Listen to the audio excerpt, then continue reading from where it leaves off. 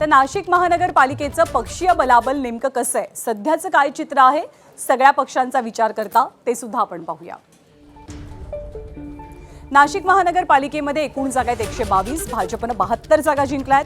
शिंदेंच्या शिवसेनेनं 26 जागा, राष्ट्रवादीनं 4 तर ठाकरेंच्या शिवसेनेनं 15 जागांवरती विजय मिळवलेला आहे।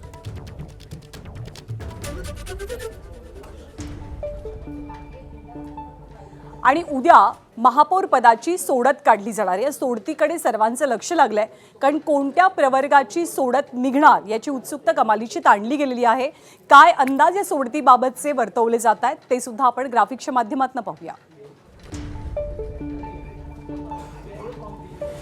काही नगरपालिकांमध्ये महापौर पद हे एसटी प्रवर्गासाठी राखीव असू शकतं, ज्यामध्ये मुंबई संभाजीनगर या 2 महापालिकांचा समावेश आहे। मुंबईमध्ये प्रियदर्शनी ठाकरे आणि जितेंद्र वळवी हे 2च एसटी प्रवर्गातले नगरसेवक आहेत, जे दोघेही जण ठाकरेंच्या शिवसेनेचे नगरसेवक आहेत। तर संभाजीनगरमध्ये रशीद मामू हे सुद्धा ठाकरेंच्या शिवसेनेकडनं निवडून आलेले आहेत। तर एमआयएमच्या विजयश्री जाधव या सुद्धा भाजप किंवा शिंदेंच्या शिवसेनेकडनं नाही तर एमआयएमकडनं विजयी झाल्यात। एसटी नगरसेवकाची सोडत अकोला किंवा अमरावतीमध्ये सुद्धा निघण्याची शक्यता आहे।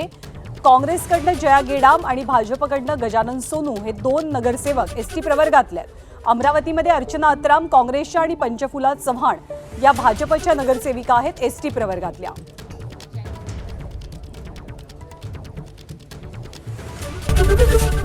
एबीपी माझा, उघडा डोळे बघा नीट।